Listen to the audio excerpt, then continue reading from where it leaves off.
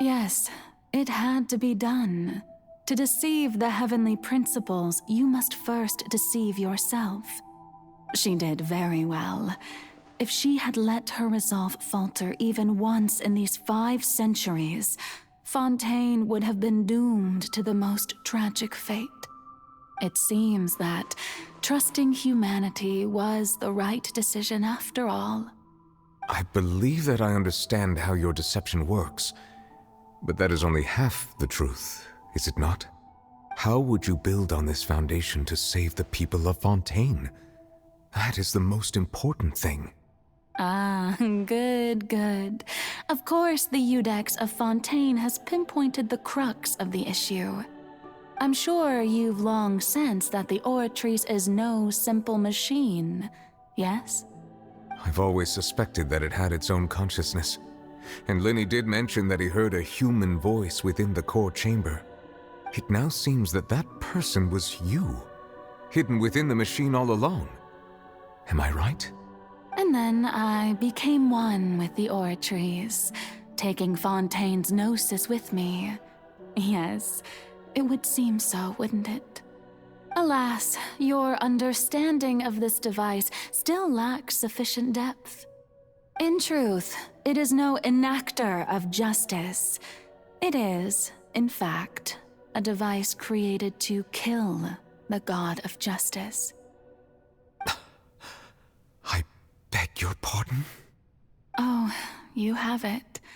And to be more precise, not only will the Oratrice take down the god of justice, it will also take down the divine throne upon which she has been placed. I mean, did you think I would be the sort to enjoy peaceful repose while Farina suffered? My work over these last 500 years has been to constantly accumulate indemnitium within the Oratrice. But really, some have already discovered that only a small fraction of the energy generated by the device was ever used to provide power to Fontaine.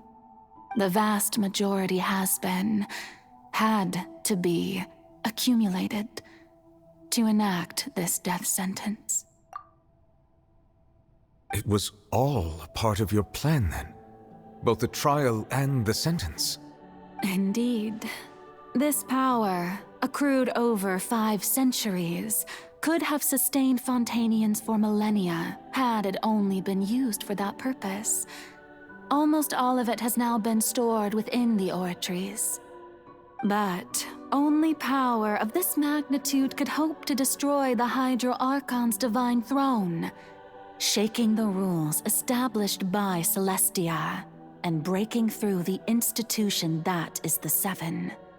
So the Oratrice's call for death was for neither Farina nor Focalors, but for the Hydro Archon. The destruction of that divine throne. If I do not misunderstand your intent, you must be... Returning what's rightfully yours to you, of course. In other words, this was all done to return the authority of the Hydro Archon to the Hydro Dragon of this planet.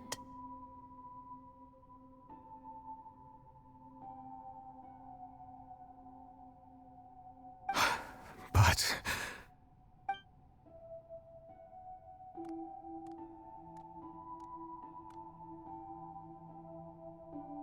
Oh, what? Getting sad again, are we? The authority of the ancient dragons shall soon be yours once more, O Hydro Dragon Sovereign. And this is the face you make. all you've done throughout the years is just so you can sacrifice yourself at the very end. I've never quite seen it that way, you know. Even now, I'm quite pleased at how well my deception worked.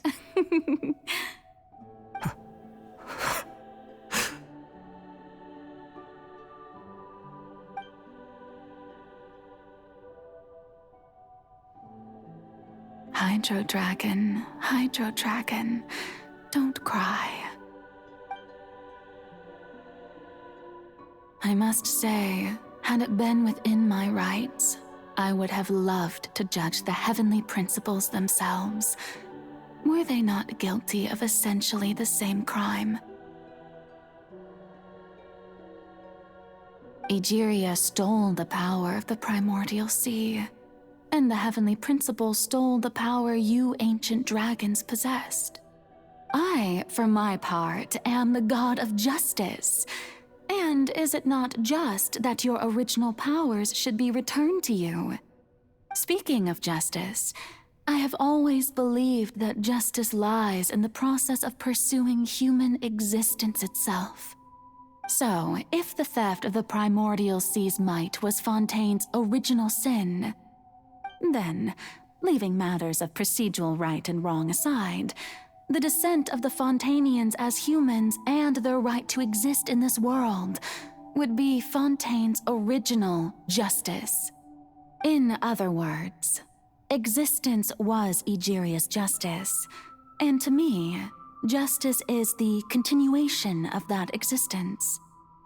Defying the prophecy and ensuring that Fontaine's people shall live on, that should be the justice enthroned over all others.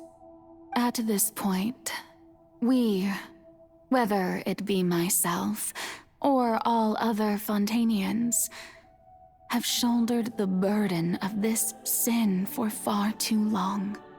Iudex Neuvillette, the highest judge in our land, when you regain your full power as an elemental sovereign, what verdict shall you pass upon us? So when I was invited to the court of Fontaine to serve as Iudex, I see now that that was your idea too. At last, I now understand the true purpose behind this position. In the beginning, I was uninterested in human existence. But these 5 centuries of living alongside them have gradually brought about mutual understanding between us. And I have even attempted to feel as they feel. You are a devious one, Focalors. Things being as they are, surely you know that I could never declare them to be guilty.